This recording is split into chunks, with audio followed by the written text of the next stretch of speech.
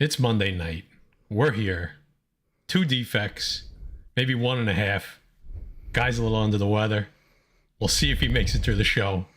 A lot to talk about. Stay tuned, defects.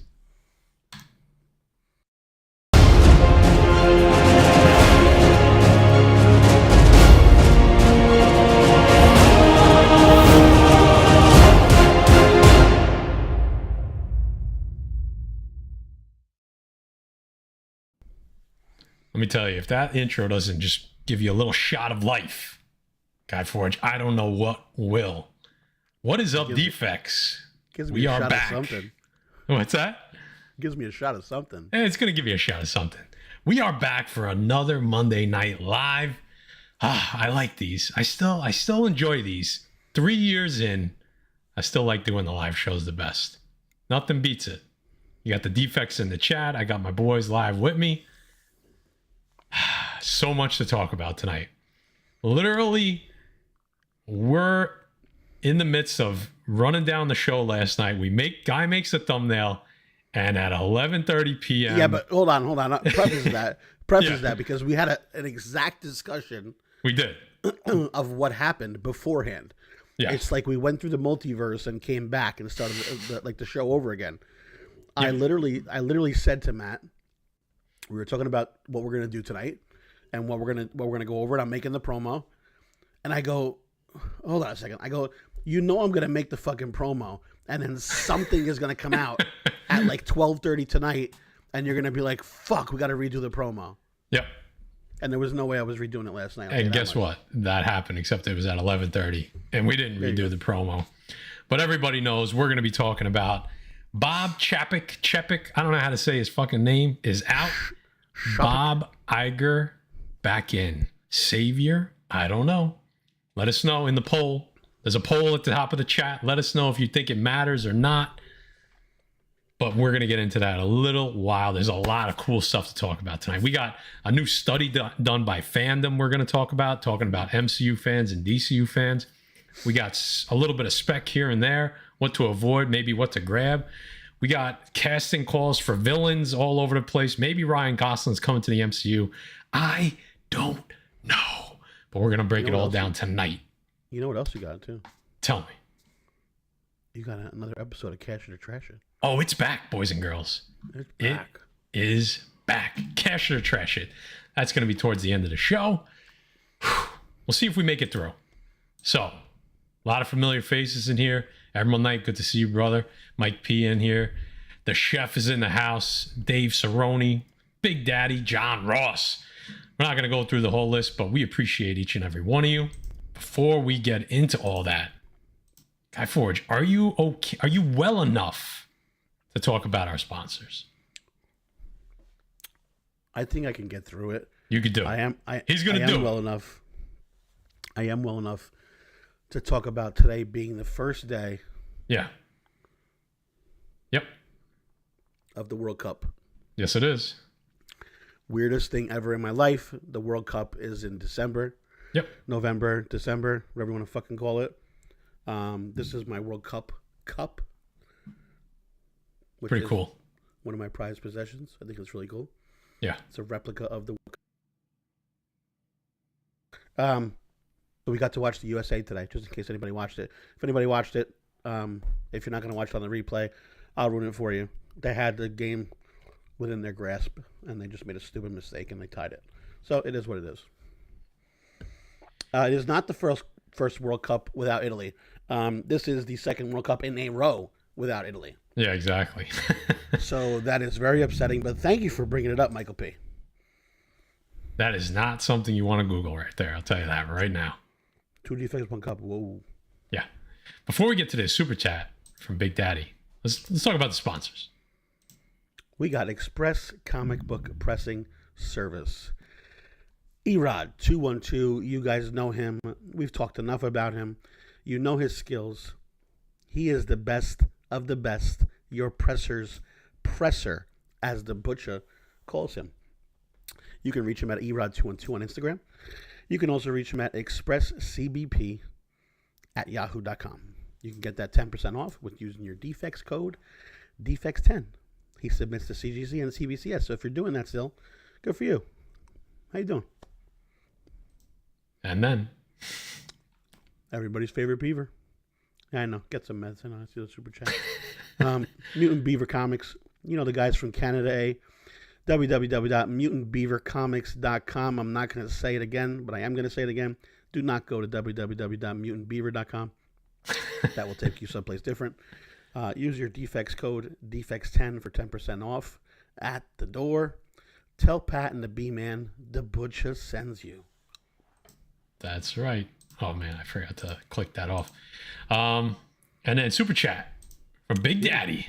Big Daddy. $20. He said get some meds. Guy Forge. I think I need get some meds. Let's start the show off right with a nice little Super Chat video.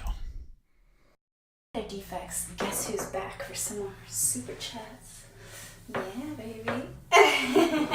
Let's go, Defects. Let's go, Defects is right. That never gets old. It never gets old. It really doesn't. We talked about the World Cup real quick. Anything you want to get into before we get into the news? Because there's not a ton of it, but there's some stuff we need to talk about. No, I got anything? Start talking because I may just like fall down in about a half an hour. So we're just going to keep it moving. That's what we're saying. Keep it moving, guys. If you're in here, hit the like button. It helps. Freight train. It helps the algorithm and all that good stuff. So do us a favor. If you get like 2 seconds, right down there below, hit that thumbs up. It doesn't cost you a thing. Share it out if you can. Throw your name in the chat. We love talking to you. I know some people just watch. They don't like to chat. They don't like to comment in the chat. We want to hear from you. So throw it in there. Let's get this show on the road.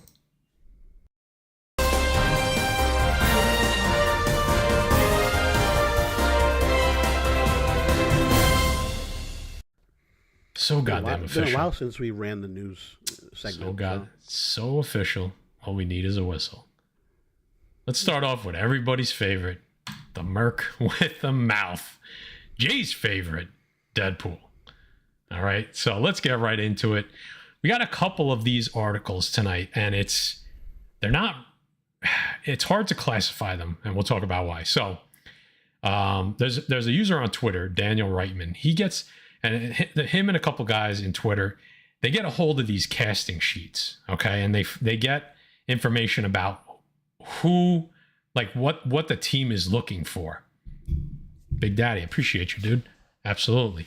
And that, what film it's attached to and what character they're looking for without the name, obviously. So for Deadpool 3, there was a grid released. The movie is casting a female villain aged in the 30s, 40s, or 50s. This female adversary is reportedly a lead who is a foe to Deadpool and Wolverine. Okay, so my timer's going off for some reason. Jesus Christ.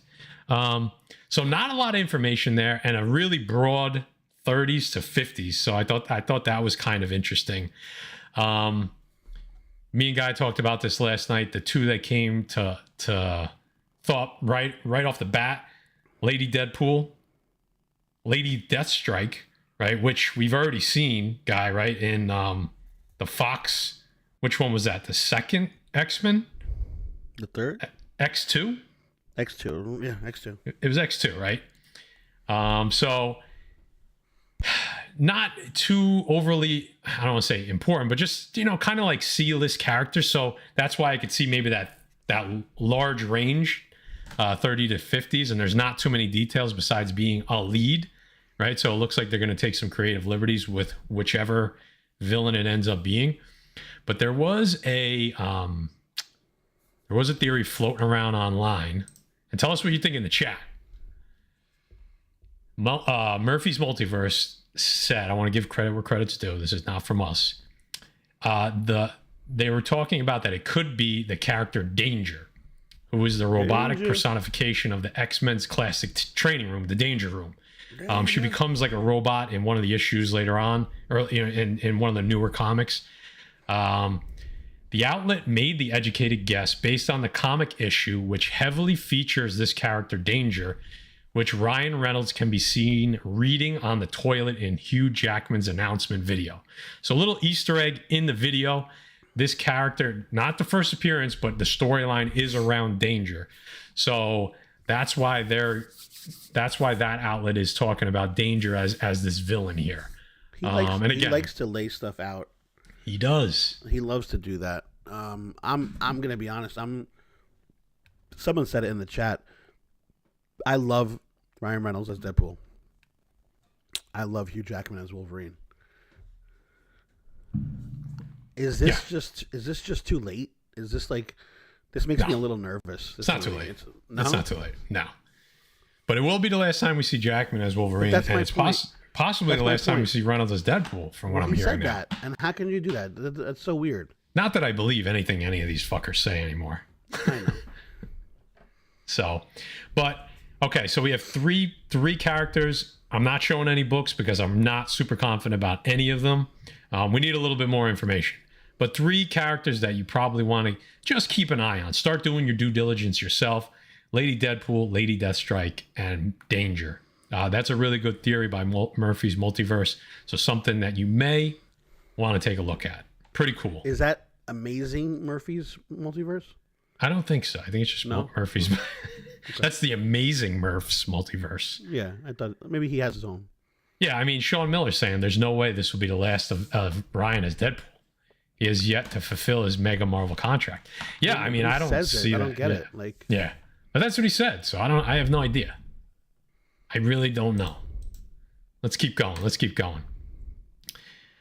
This was on the, you're probably saying, why is this showing up so early? Because there's so many other good things to talk about. The thumbnail, Ryan Gosling in mind for MCU villain role. Now, you like that, by the way? I think that was a great. I think it was notebook dope. to comic book. Yeah, amazing thumbnail. Yeah. So I think this is less about Gosling, which, I mean, we've talked about Gosling on the show before. Could he be this character? Could he be that character? But again, it's another casting call. So let's dig into this and see who it could be. So Daniel Reitman again, Ryan Gosling. Marvel Studios is eyeing Ryan Gosling to play a major villain in the MCU. There was a casting call for a lead male between the ages of 30 and 50, describing him as a conflicted and powerful villain and comparing him to an evil Superman. The rumor points to Marvel. Yeah, the rumor points to Marvel being interested in Gosling or Alexander Skarsgård to play the role in 2024's Thunderbolts movie.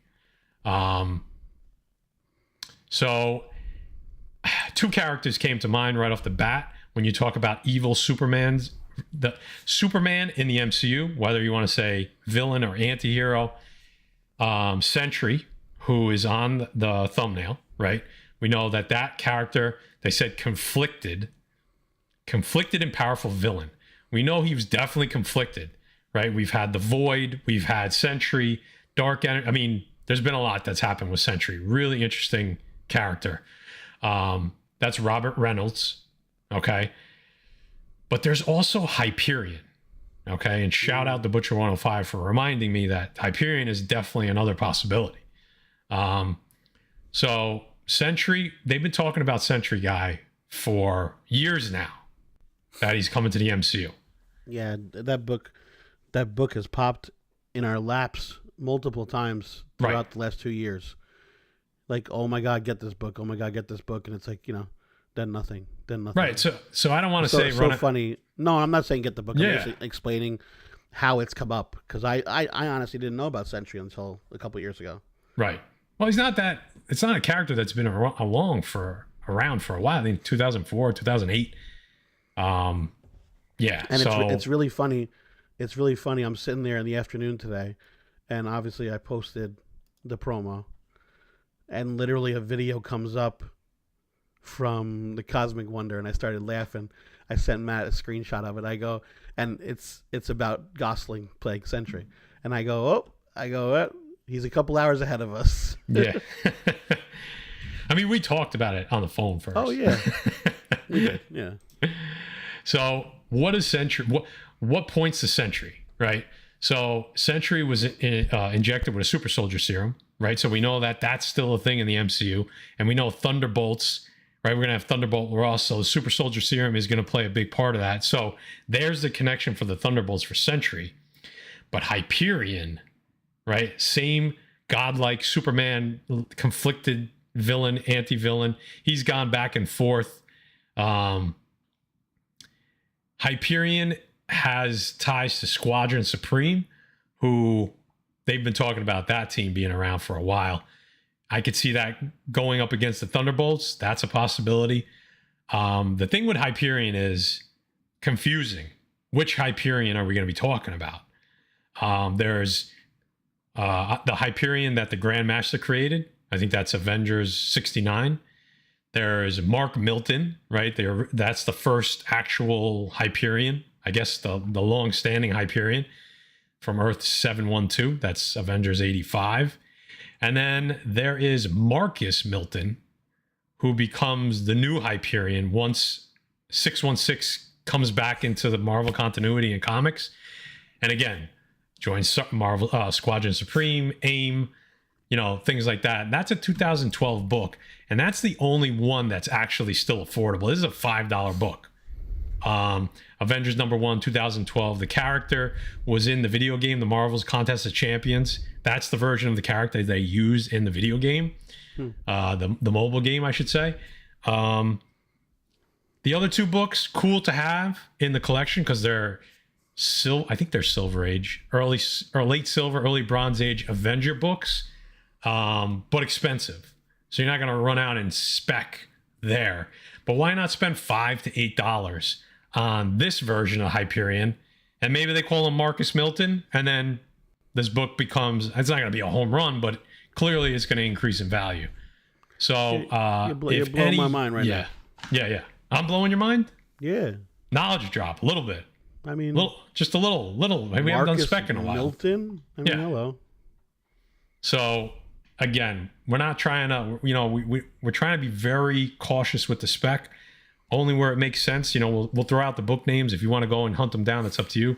We show the books when we think maybe the juice is worth the squeeze. And here for a $5 book, maybe it's worth having in the collection. You know what I mean? What's Justin Shannon saying? He said Squadron Supreme will be supposed to be in Loki season 2. There you go. So, guys, reminder: hit that thumbs up if you can. Helps us get out there. Puts us out into the ether. Maybe bring in some more defects. You know what I mean? The ether. The ether. Matt, yeah. You gotta stop it now. You don't tell him to just hit the like button. This is a good point. Yeah.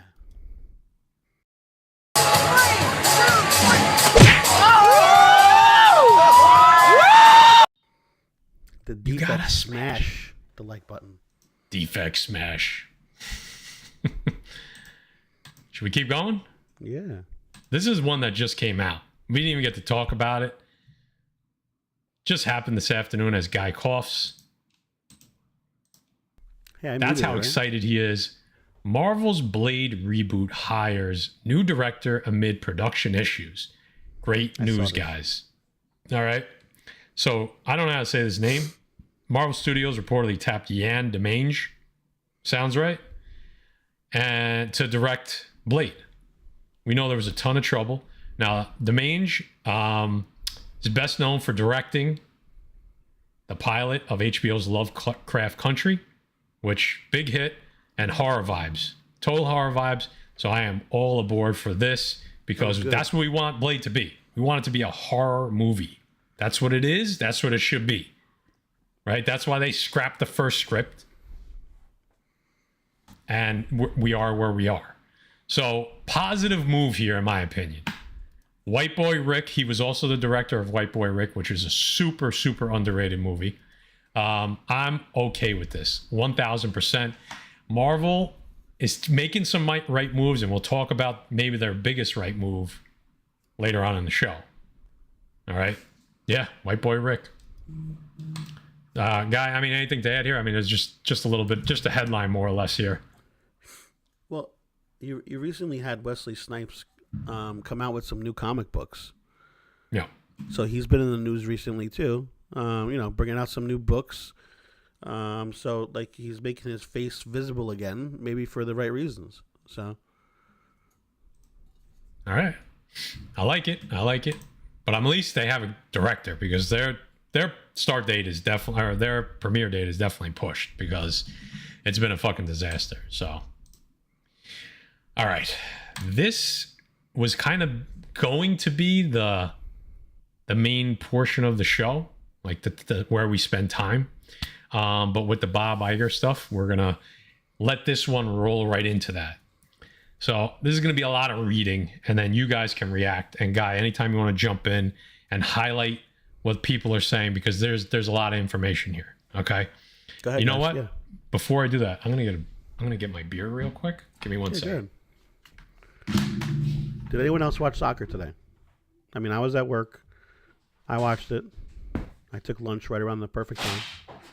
So that's how I did it.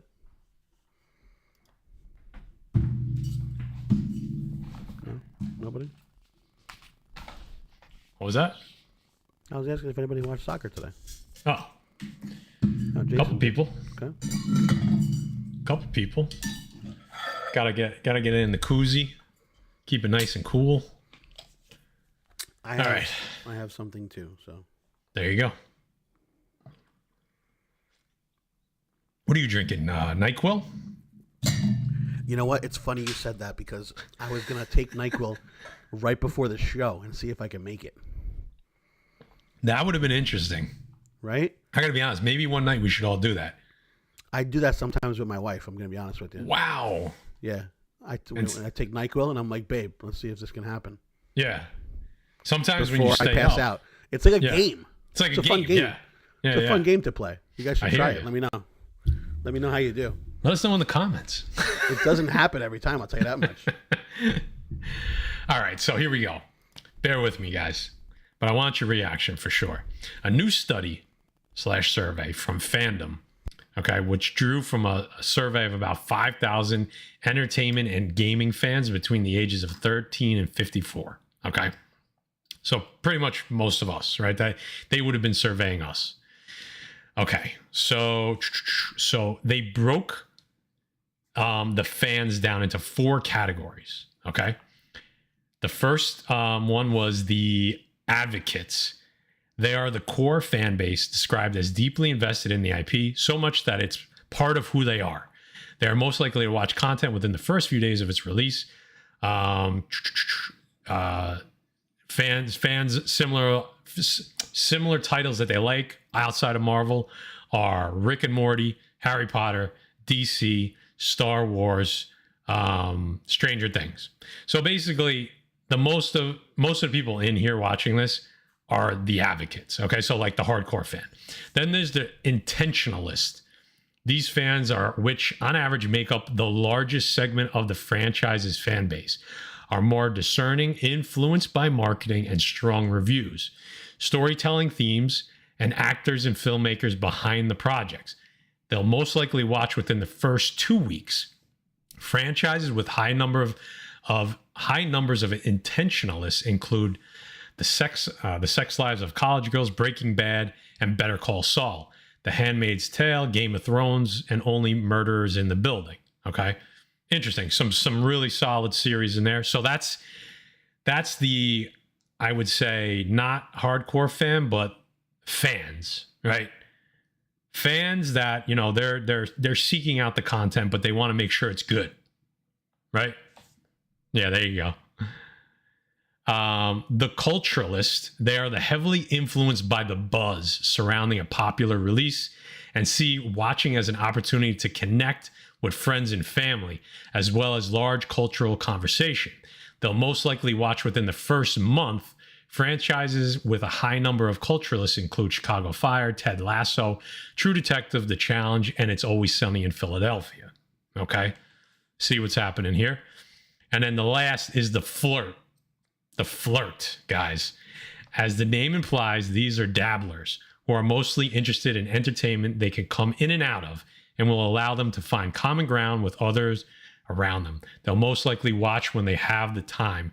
Franchises with a large number of flirts include large number of legacy shows like The Office, SpongeBob, Gilmore Girls, South Park, and Friends, as well as The Bachelor and Housewives. Okay. So they broke the fans down into these 4 categories. So far, so good? Not bad. Not bad. Okay. So advocates and intentionalists, so those top two tiers, okay, Pornhub fans, in a fandom, Marvel has about 66% of their fans are in that top two tiers, and DC is at about 61%. Okay, so that's two pretty high percentages, right? And just my own take on that, I think that's why we're seeing a drop off and almost a rebellion against the properties right now for Marvel and DC, because you have this high number of hardcore fans and fans that are almost like fans that are there for it, but not hardcore. But like the grouping said, they need a good story. They need good reviews to watch it, to be excited to watch it, right? So I think with that high of a number, 66% from Marvel, that's why you've seen so much negativity surrounding the MCU since Phase 4 started. And honestly, that number was actually a little high to me, 66%. I thought it would have been lower than that. Yeah. Does that number surprise you? I don't know if it surprises me. I don't know. It's so hard to grasp what they're trying to prove by this. You know what I'm saying? Well, I'm going to get there. Okay. So that's the setup. I'm giving you the setup right now. Yeah, I got it. I'm giving you like a little antipasto, little cold antipasto, and now I'm bringing out the chicken parm. You feel me? Are you going to just hit me with the chicken parm? Or are you going to give me a little hot antipasto too? You want a little hot antipasto? Okay. Yeah, let me get warmed up a little bit. We could do that. I'm going to just gradually bring it out. And you're not even going to know that it's different courses, all right? So bear with me. I'm with you. Okay, so 81% of Marvel fans would watch anything released by the franchise. Agreed. Let that soak in. 81% of Marvel fans would watch anything without question of what was released. They could, at least they go into it with the intention that they want to watch it. They'll at least watch, if it's a show, they'll watch one episode. If it's a movie, they're going to go. It doesn't matter what it is. They don't have to be a fan of the character, the storyline. 81% of Marvel fans are just going to go and watch. Mm-hmm. Okay? Now look at this. 67% of DC fans would do the same. Big drop there. That's a big swing. Big swing. Okay. But keep going here. Okay.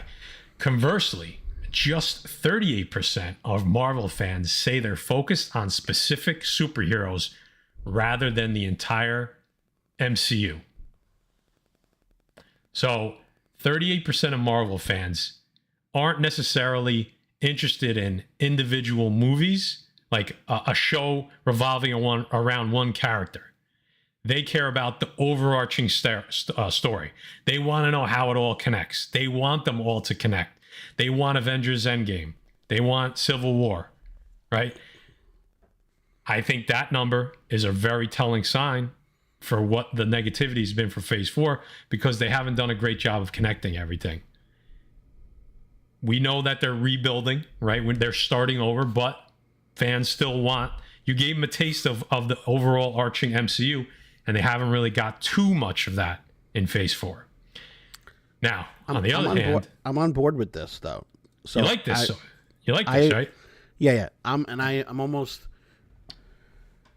I want to say the words like I agree, or let's just put myself in the situation, and I agree with, and Cerrone said it too. Somebody on this crew said they watch any comic book movie. Just saying, Matt said that. I said that too, and I agree to it. Yeah. If it's on, I'm gonna watch it. We've talked about this before. If Captain America: The First Avenger is on, and it's on TV, I don't care if there's commercials. It's on. I'm leaving it on. You know what I'm saying? Yep. It's one of those movies that I'm just going to leave on. If Endgame is on, I'm leaving it on. But the funny part is I found it. Ironic is not the word. I found it a little surprising that the connection needs to be made for that number to jump up, like the connection between characters and the connection to have it all connect. Like that's the overall end game that people are looking for and they're more interested in, rather than the individual stories or characters. Yep. Well, that's the bed they've made for themselves. Unfortunately, yes. They set the bar very high. I think they've done it. They did it so well in the beginning that you expect everything to just be like, oh my God, remember this from 2 years ago? It connects to this and it connects to that. Yeah. So number one, Frog Brawler. Let's keep it. We're all defects in here. We don't got to be calling nobody trash. Okay, come on. Just because you have a difference of opinion on movies, come on, guy. Keep it clean. Relax. All right, we're all defects in here. Relax. All right. Don't That's make all us. I gotta say. We don't want to put you in the know what? bathroom. Put him in a fucking bedroom, Mike. Don't make me do it. Well, he's okay. He's okay. He's okay. He's we're good. gonna be. He's good. We're gonna be all right. We're gonna be all right. No. So same scenario. DC. You want to take a guess at the number? A range? You don't have to give me the exact number. You want to take a guess at the percentage? No, I think it's lower though. You think it's lower? I think you mean the other way. No, I think. What do you mean? Connected to the group of people? So Yes. Marvel, only 38% of Marvel fans say that they're focused specifically on heroes and not the overall, which means, what's the number? Oh no, higher. Okay, Because that's right. Because in my opinion, that's all they got. We just developed one team in the Justice League, and then Right. obviously if people have started watching Black Adam, then we understand what's going on there. But I mean, we just got Justice League. Yep. So 57% of, so a little bit more than half are saying they focus on individual characters as opposed to the overall arching connection, because like you said, there really isn't too much of one. So, you know, you have the Batman movies and the Joker movies that are all disconnected more or less, you know. So honestly, I thought the number would be higher than 57, but maybe that's because they want there to be a connection. You know what I mean? So there can't be connections when this fucking Momo of a kid can't even get his movie out because he keeps Right. getting arrested. now the people doing this study thought that the next statistic was in direct correlation with that, the last percentages that I just gave you. Only 20% of DC fans say they're fatigued. They're kind of tired of the content.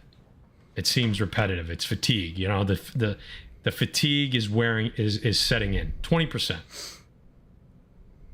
Marvel, 36%. And I think that number's low.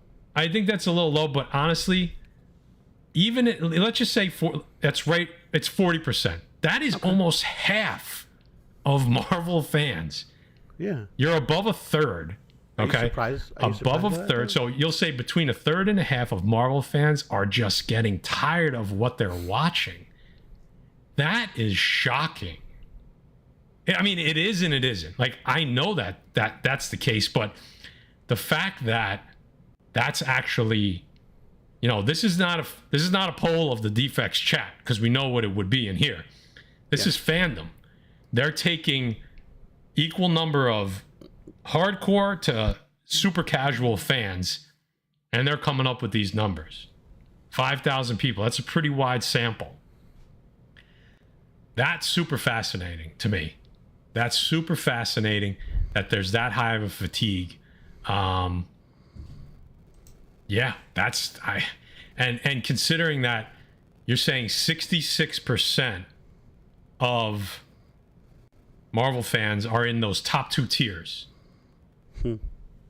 Right? So 2/3 of Marvel fans, 2/3 of Marvel fans are in either hardcore or just below hardcore fans. And they wonder why people are upset. Because your base, you've begun to alienate your base, and you wonder why your numbers are down. Right? They broke it down and they said hardcore first week, second, the intentionalists the first 2 weeks. All these Marvel movies have dropped significantly after the first and second weekend of releases. So that the third and fourth tier, they're not picking them up. They're not picking those fans up because the reviews aren't good, the stories aren't good. You know, and I'm speaking generally. Obviously, there's individual instances where Black Panther, we all loved it. We all loved it here. So, but let's talk about the overarching theme of Phase 4, and that's what's happening. This is dated, guys. This is hard, this is facts. This is percentages. The information's right there in front of you. And we've been talking about this for a while, Guy, and people kind of laughed at us and said, "No." And people in this chat too. You know, I think because people think it's a matter of opinion at first. You know what I'm saying? But then when you bring the dates in, when you bring the statistics in, when you talk about what people are actually saying and the comments you're getting back from actual people, not like it's just the defects over here, our opinion is this. We rarely bring out our opinion and tell you that you have to believe in it. That's not what we're about. We'll voice our opinion, obviously. Some of us like different things. That's the reason why it works. We told you guys that before. We all like different shit. But we talk about it, you know, and bring it to everybody. What baffles me is that, like, do we go back to the drawing board to say it's the writing? Is that like I would think that's a major factor in all of this. And some of the forced shit, like they've been forcing stuff down our throats for the last year and a half, 2 years. Some stuff that like you just don't need. You really don't need it. And it's like just surprising like that they think they can just, it's not going to have an effect on everything. That's the weird part. I don't know if they see the outcome and the effect long run or long term. Like what here's a big question. Here's a huge question. You ready? Because we grew up with this, most of my age range, okay? This is a lot of the guys that are in the community right now. Anyone between, let's say, 30 to 50 years old, okay? I'm giving you a big span of people right now, but just giving you a span of people. We grew up reading this stuff. We grew up looking at this stuff, and then all of a sudden, it came to life on the big screen. And we were like, wow, this is ridiculous. I can't believe they actually put this on here. I can't believe this is coming to life in front of my eyes, and I get to, instead of imagining it, I get to see it. What about if people just get so annoyed by what they're doing, they just don't go anymore? Yeah. What happens then? Like, is it possible to like kill the MCU? Like, well, that's the next thing we're going to talk about. I think is a culmination of everything you're talking about, what the survey's talking about, what we've been shouting about for the last 2 years. And just to address my man Chef, can we blame a sprinkle of wokeness? And I don't like to use that phrase. No, I don't know. If I think the way I like to say it is an agenda. And an agenda is okay.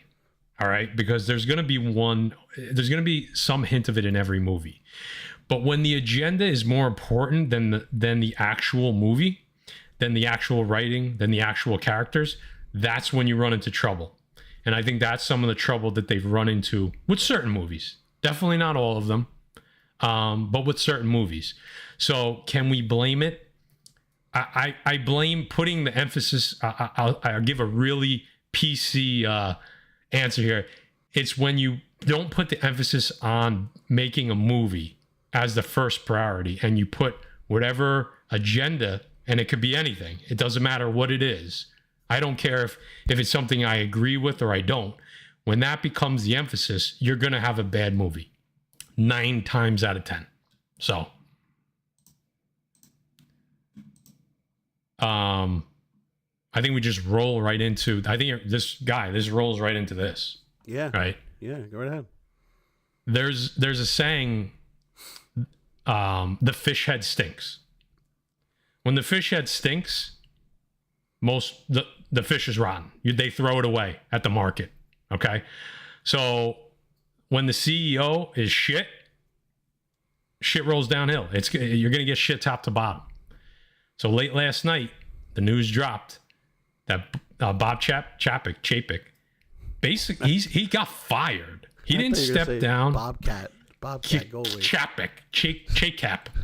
Listen, he got fired, and you know why, right? Like this, not like he's gonna. Sometimes maybe good, sometimes maybe shit. No. Always shit. He's been garbage from the beginning. Okay? He got relieved immediately. It wasn't like gone. Like he's out. And they brought Bob Iger flying back in. I'm going to read a little bit, Guy, and then you just kind of give me a reaction. Yeah, go ahead. So let's see. Where do I want to start? Bob Iger, who held the CEO position from March 2005 to February 2020, is stepping back into the role. The deal that he has is a 2-year deal, and it's stated by the board that we will see him develop a, quote, strategic direction for renewed growth. That's strong. And assist in developing a successor. So this is not permanent as of right now for Iger. Disney also issued a memo acknowledging the change in leadership, which described Iger as uniquely situated to lead the company through this pivotal period. They fucking know, guys. They fucking know. Obviously, Disney's not just Marvel, but it is an enormous piece of what's happening with them. Just one more piece, and then, Guy, you react. After Chapek replaced Iger, Iger stayed on as a board chairman until the end of 2021, so just not CEO, but he was still part of the company, during which time they reportedly failed to get along and agree on many key issues. This is Chapek and Iger. So, guys, this is, if you don't think it has anything to do with what's happening with MCU and Marvel Comics, I really, really disagree. So, Guy, let me get your reaction to kind of all of this, and what do you think? What are you reading? What are you seeing between the lines here? You ever see The Godfather? I mean, it's a bear shit in the woods. Yeah, exactly.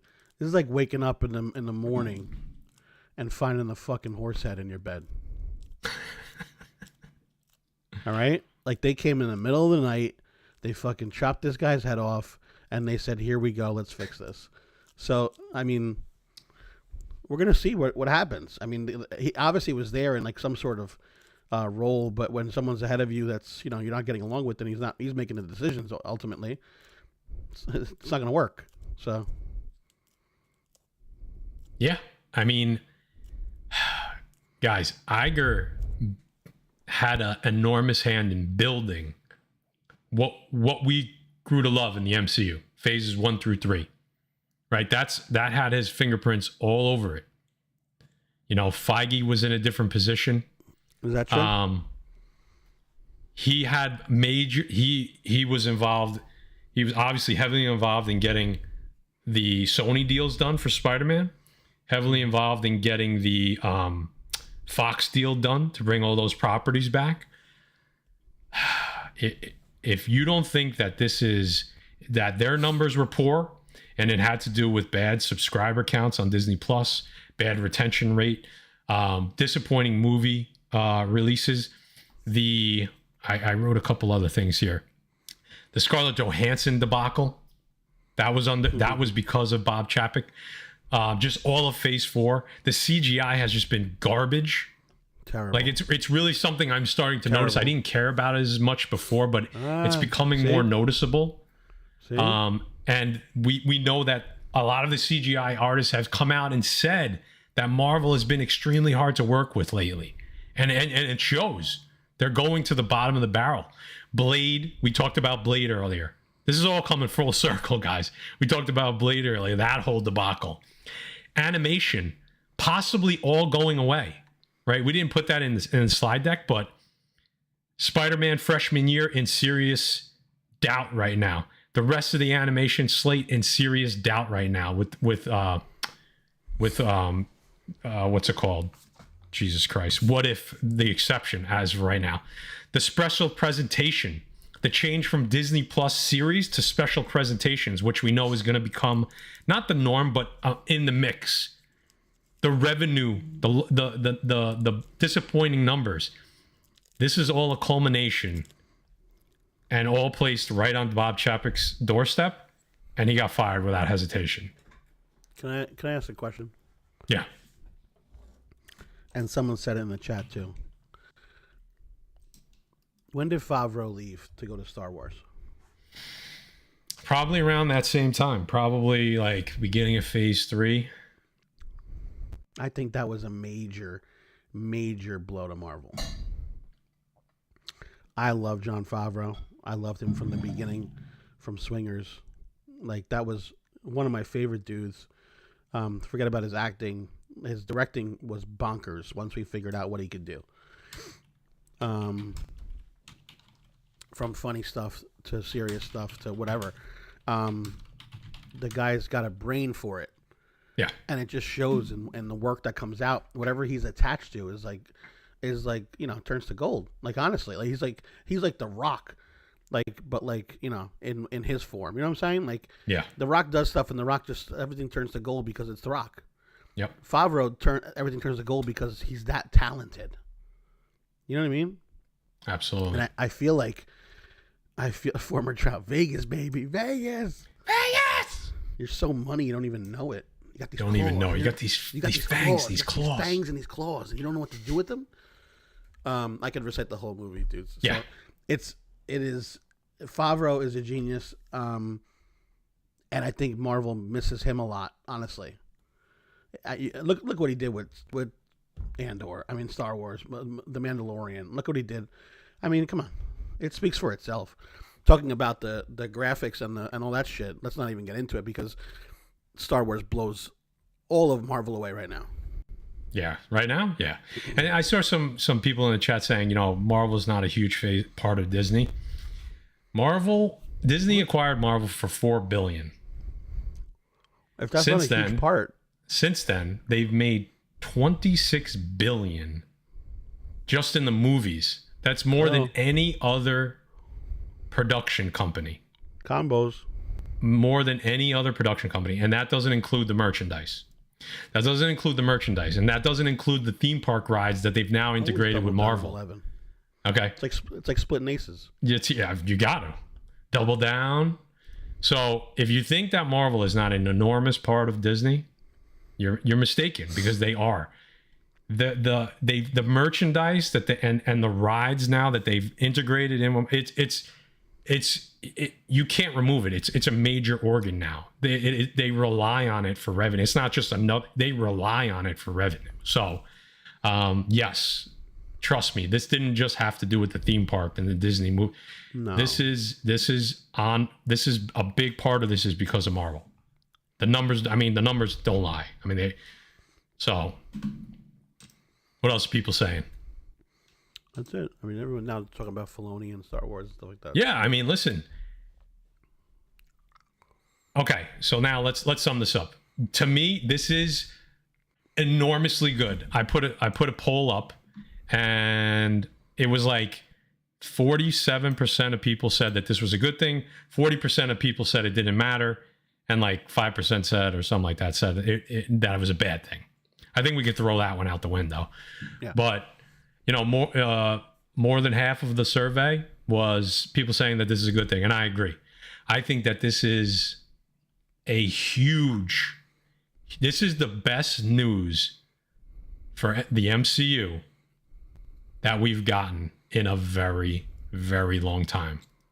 This could keep Marvel on track and not let them become the Fast and the Furious franchise. Because that's where they're heading. Here's a question. It's news in general, Matt, and it's a change, and it means they're seeing something is wrong. So that's a positive thing in general. So yes, Dave, 26 gross, but still, like I said, more than any other production company over that span. No one else is close. Yeah. So I think, God, do you equally see this as an enormous step in the right direction? Because, Iger's going to get them back. Like, basically, they said in this memo, there's a whole long memo that I read. Basically, he's going to get them back on track and then groom his successor and then step away. So, what do you think? Like I said, it's a change. Okay. It means they saw something is wrong. Mm-hmm. So if they're trying to fix it, kudos to them. What I will tell you is if you ever take a heating pad, yeah, and put it on a chair and then just sit on it for about a half an hour, I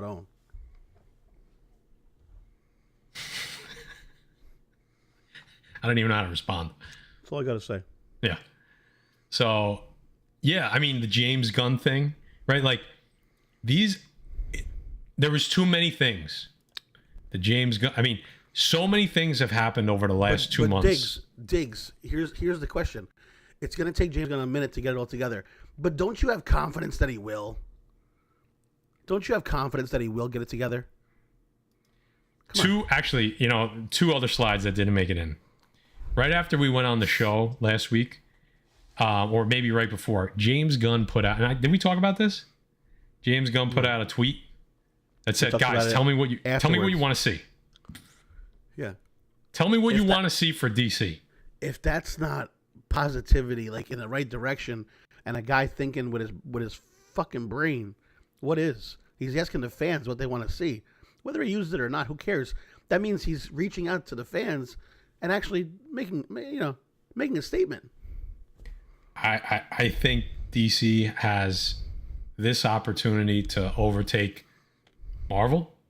I think Marvel knows that. I think they knew they had to make a change. It'd be nice to have them on the same level. Yeah. It'd be nice to have them on the same level. Yes, it is. So this is a big crossroads for the MCU. I'm telling you right now. Like I know, like we're over here, we're trying to, we're on YouTube and we're trying to make it for a dramatic effect, but I've had these conversations privately. This is a huge crossroads for the MCU. What happens over the next 18 months is going to say, are we going to go on to phase 6, 7, and 8 and still be doing this? Still sitting here talking to you guys with 100 people listening and taking their time to listen to us? Or like I said, does this become Fast and the Furious 10? Where it's just like a train wreck that you don't have any choice but to rubberneck as you drive by. Because those guys went from street racers to superheroes. To flying in space, right? Oh my God. I mean, this is the next 18 months are a make or break moment for this franchise. And it's not like it's going to disappear, but it will not be the powerhouse that it is if they continue. It could. Yeah, it could. It could. I mean, if they keep making money, they're going to keep making movies. Listen, it could be taken over by chick flicks. The guy that goes to high school and picks up the girl and can't get the girl and blah blah blah. We went through a phase of that for 10 years, so you might be on a turnaround. Anyway, this was huge. Probably the most exciting thing, like I said, I've seen for Marvel in a while. So, curious if you're watching this on the replay. I have a feeling there's going to be a lot of replay watchers on this. Tell me what you think in the comments. All right, please leave a comment. You're listening to the video right now. Leave a comment. Tell me what you think. I'm really curious to see what others are thinking about this. So, I'm sure we're going to be talking more about this next week too. So, and if you're listening to it in the car on your iPod or iPad or whatever on those streaming devices, on the podcasts, thanks for tuning in. Yeah, Audible, Spotify, Apple, iTunes, whatever it's called. All your podcasts were available on there. Pressable Defects. Search us up. All right, Guy Forge. I think we know why everybody came here tonight. Are you ready? Oh no! Are we for dancing? The return? Are we dancing? You're not ready. Are you ready? I mean, it's up to you. You want me to play it? It's your segment. Well, why not? So, let's dance.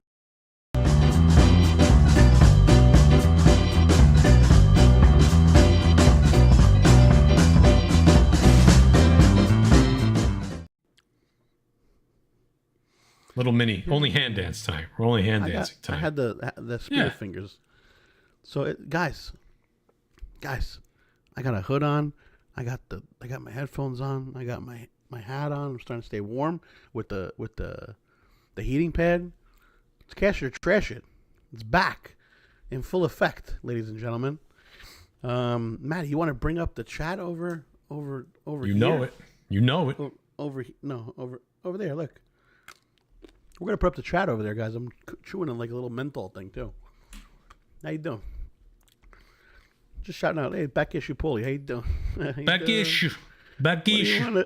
Back issue. What do you want to do? Guys, Cash it or trash it, just in case you don't know and you haven't seen it. I know it's been gone a little while, but it is back.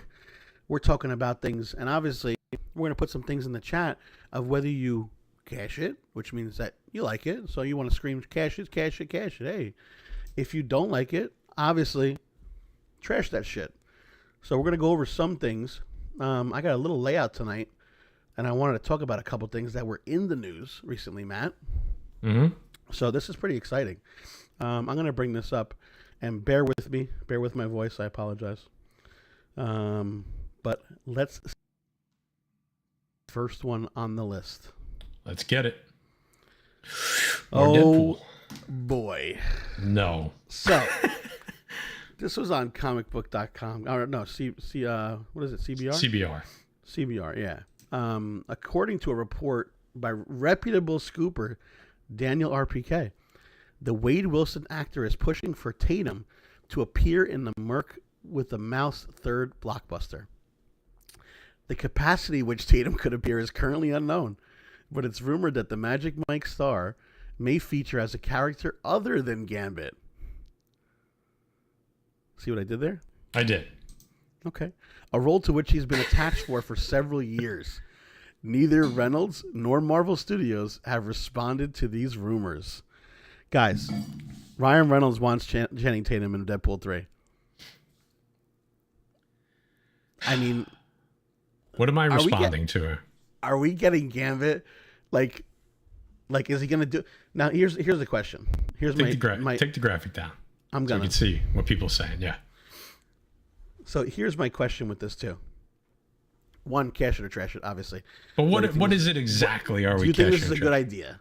Do you think this is a good idea, whether it's Gambit or it's not Gambit? Because I think at this point, Channing Tatum in a Marvel movie is probably your worst idea ever. Right. I think they ruined it with trying to do and talking about Gambit for so long that they really could do nothing else.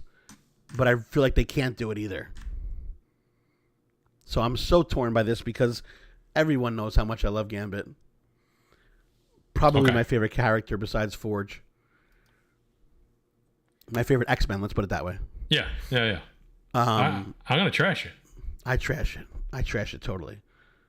And I'll tell you why I'm going to trash it. Because I don't want them to... It's because it's going to be a joke, right?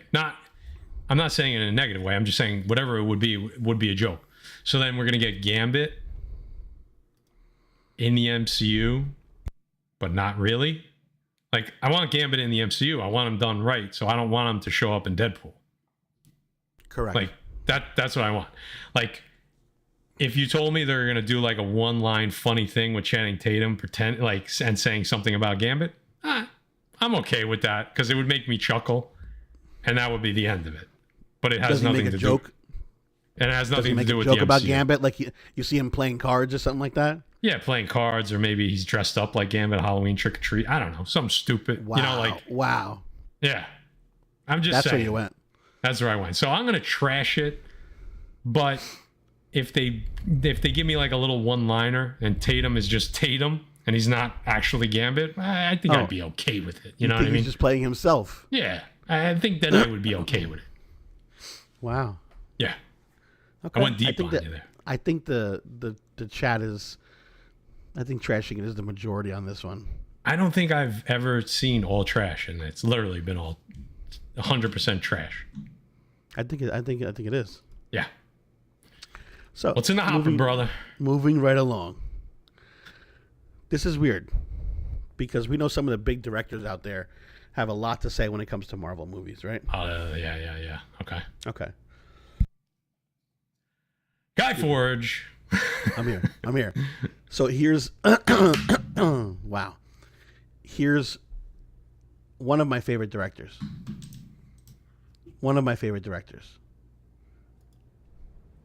Okay. And that's Quentin Tarantino. So, as reported by comicbook.com, Tarantino named classic comic book series Sergeant Fury and his Howling Commandos as the one gig that would tempt him to work for Marvel Studios.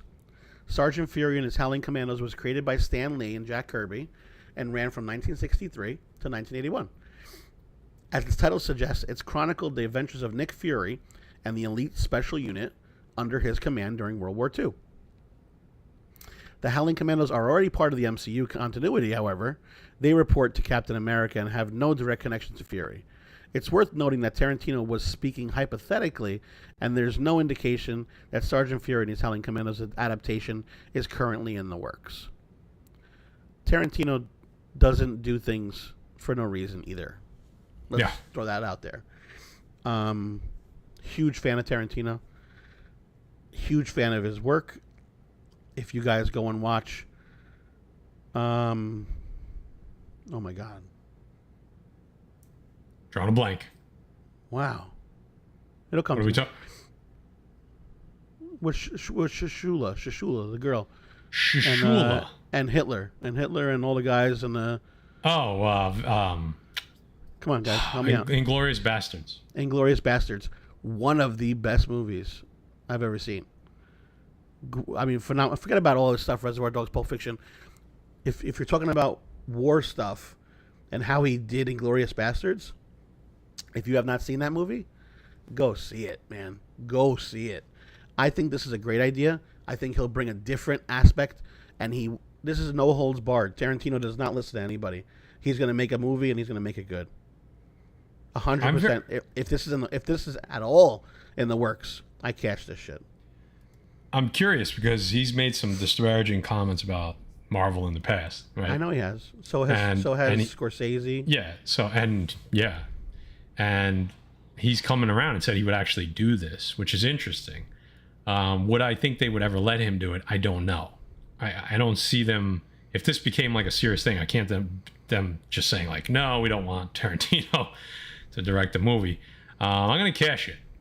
And I think if he were to do it, and now we're getting a little ahead of ourselves, but the Howling Commandos became a little bit more sci-fi later on, and I could see him doing that aspect of it, a little bit more supernatural. So I could see that being the storyline that he goes with.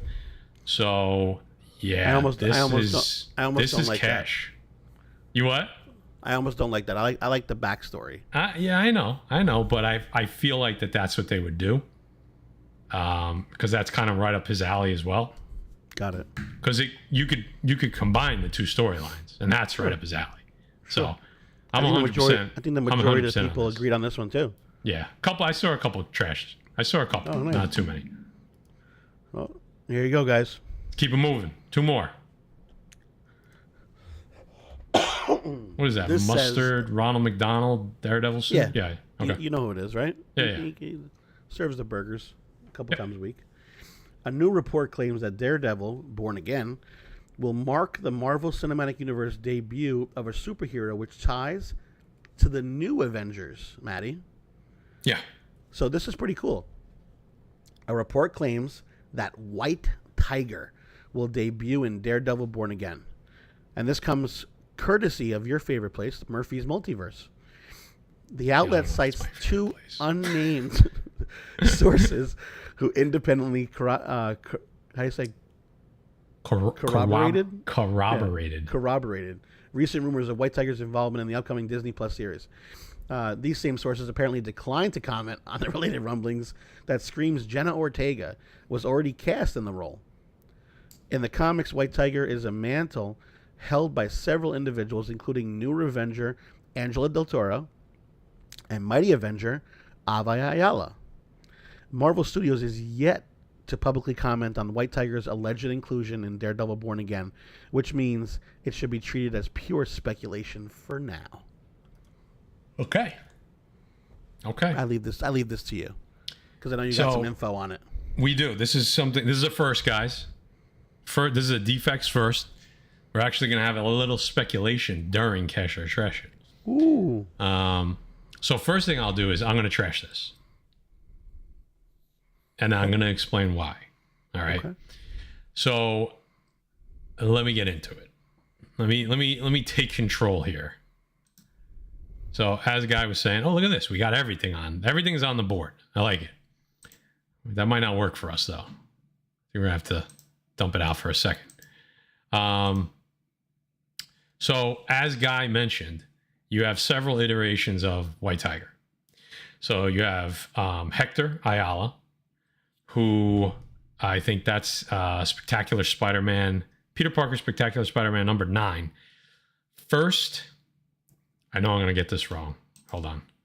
First Puerto Rican superhero in comics, all comics, and the first Latin superhero done by Marvel, okay, is Hector Ayala. Okay. That's a super important piece of Marvel history. So that's why I'm going to trash skipping over Hector to go to either Angela Del Toro or Ava Ayala. So that's why I'm going to trash it, because I think that's doing a disservice to that history of Marvel. So here's my question to that. Yeah. Doing a disservice, but do you think they'll go with the female role over the male role?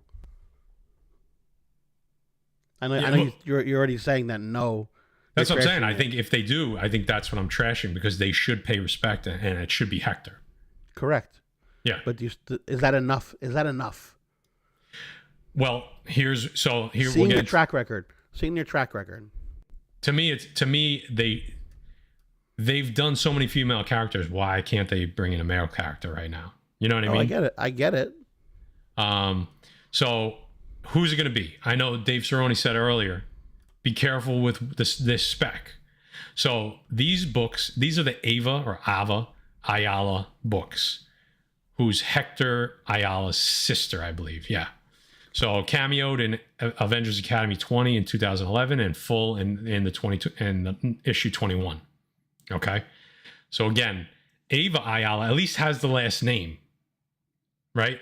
So I think I would be more okay with this character, because then I feel like, you know what I mean? If let's just say Hector's off the board, right? And they don't bring him in or they don't mention his name or anything like that, then I'd rather have the last name in there. Okay. With Ava Ayala. Ava Ayala's niece and Hector's niece, Hector Ayala. Angela Del Toro, niece of Hector Ayala. Okay. First appearance of Angela Del Toro was in Daredevil 58 from 2005. First appearance as White Tiger is White Tiger number 1 from, I forget the year, probably 2006 or 7, something like that. I'll tell you something. I got that book. Ooh. Yeah. Again, if they bring in Angela Del Toro and they mention Hector Ayala, or he's in there too, but he's retired from the mantle, to me that would be paying the respect. But I still think they should have Hector as the White Tiger if you're going to bring the White Tiger in. So for that reason, I trash Angela Del Toro. Clearly, it's going to be a female, because it seems like they already have their actress. But will they pay respect to Hector Ayala and have him in there as well? Then I'd be okay with it. So, okay. Long-winded answer. I threw some spec in there. Be careful with this spec for sure, because it could be any of these 3 characters or none. Okay? So. That's the funny part. Bringing it back. I'm bringing it back to you. Bring it back, baby. Put those comments in there. We got one more, guys, before we head out of here. This is a fun one. Let those comments come up, but I'm going to start, okay? Yeah, anything new will come up, so go ahead. So here you go. After years of rumors, Sony announces a partnership with Prime Video and MGM Plus for a full slate of Spider-Man spin-off series beginning with none other than Silk. Sony has announced a partnership with Amazon Prime to bring a slate live-action series based around the Spider-Man comics from Marvel. The multiple series will center around the Sony Pictures universe of Spider-Man characters, which include over 900 characters.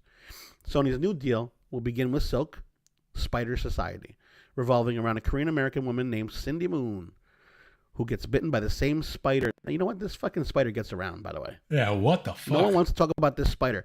This spider, didn't we fucking kill this spider a long time ago? It's like the Kim Kardashian of the Spider-Verse. Yeah. I'm trying to think of who else, but yeah. Her adventure follows her as she escapes imprisonment and searches for her family, all while learning how to handle her new abilities as she becomes the hero known as Silk. It's like the Pete Davidson of the Spider-Verse. Well, Pete Davidson, I mean, he's, the guy must got some bastone, let me tell you. I'm going to just go ahead and jump in and say trash it. Okay. I have zero faith in this. I want it to be good, and I hope I'm wrong. But I think it's going to be absolutely horrible. I don't know. It's hard to think this is going to be good. It's like almost like just telling Spider-Man's story again with a girl. I like her story. I think it's cool. I think it's going to open up to a bunch of things. I think we're gonna see a lot of stuff out there.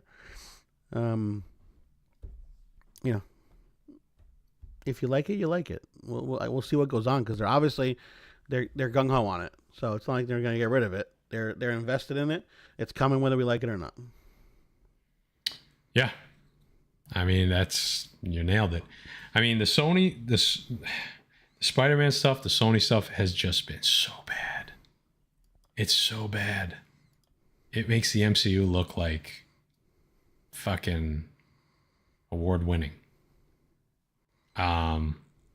So this is what is it? Prime and MGM, Amazon Prime and MGM Plus getting together to do this. Maybe the change, maybe it'll be better. Maybe they'll do something with it. You know, it's going to be like a headliner for them. You know, and Amazon Prime has put out some good series recently. So maybe I'm jumping the gun here. Maybe it is going to surprise me. I hope it does. I like Amazon Prime stuff. But I am trashing it because I don't have faith in it as of right now. But I do hope I'm wrong. I'll give it a shot. I'll cash it for now. Let them prove me wrong. Yeah, the last Spider-Man movie, that's not what I'm talking about. I'm talking about everything else because that has the MCU hands all over it, all up the skirt. All right? Talking about everything else that doesn't have Marvel's hands on it. Okay? Has just been an absolute fucking nightmare. So, yeah, man. Mixed bag here. Speaking of Silk, by the way, I know. Uh-oh. Hey, now. Guy Forge. He's okay. He's going to make it. I'm okay. He's okay. Our old friend, Dave in the Cave, had about, 187 copies of Silk. First appearance of Silk. Hope he sold a few. You know why he had that many, right? I do know the answer to this question. I don't know if everybody else does. You could say it, but I mean, it's not here anymore in our playlist. So it's not here anymore. No. I mean, of course, it's in case you want to read it more than once. In case he wants to read it more than once. Yeah. Very good. Very good. I was waiting for people in the chat to say it, but no. Yeah, I mean, there's going to be a few people I know in the chat, but not everybody. The Craven film is going to be don't call it Craven. It's like Pet Detective. Wow, Craven Pet Detective. Yeah, I don't even want to hear about Craven, to be honest with you. I probably won't go see it. Wow. He's an animal lover. Yeah, I'm good. That might be. I'm okay. Because we're gonna watch it. It might be straight to fucking streaming. We may stream it live here and watch it with you guys. Because I don't think they would take the video down. They just want people to watch it. That's how bad it's going to be. Yep, I agree. Yeah, Ace Ventura is making a guest appearance. Yeah, exactly. So, all right, guys, we went a little longer than the hour, but I think it was really a lot of good stuff tonight. I think there was a lot of interesting topics. I liked the survey. Obviously, the huge Bob Iger news. That's, I think, a pivotal thing for Marvel going forward. I don't know. Guy, you got anything else before we get out of here? Yeah, we had a super chat from Former Trout. Boom. Cash that heating pad for Guy. Thank you, buddy. Our brother from the north. Always appreciate you. Winter is coming. Thanks, guys. Appreciate it. I spent a nice hour and a half with you. So, I mean, it wasn't an hour and a half. It was almost. Almost. You've been sitting there for an hour and a half. On the heating pad. On the heating pad. All right, boys and girls, we're going to get out of here. We're back next Monday. Check us out. I think Gary's coming to hang with us. We're going to be doing some more breakdown type stuff. Leave a comment in the comment section. Let us know what you want us to talk about. I know coming up in the next few weeks, we're going to be doing a show on grading comics because we know the art of grading. It's like, I was going to say something, but I didn't. It was, I was going to go female anatomy, a part of the female anatomy that remains a mystery to some guys out there, but I'm not going to say it. I'm going to let your imagination run wild. Some people still don't, know the proper way to grade a book, and that's okay. So we're going to help you out. We're going to have a guest on to help us out with that. We got some cool videos coming up, and we're going to do more stuff with Elite Comics most likely. We got another auction coming up. I think it's going to be December 9th, Friday night, December 9th. Mark your calendars. Ooh. That's it. What else? In college, I did, as my senior project, create a magazine called G-Spot. G-Spot, yes. You were there. I was there, yeah. Not the whole time, but I was there. Yeah, you showed up. Yeah, so. Oh, God. All right, boys and girls. We love you. Hit the thumbs up on the way out. If you're new, hit that subscribe button. Share the video out if you can. I think we talked about some cool stuff tonight, and we'll catch you next Monday night, Defects. Later.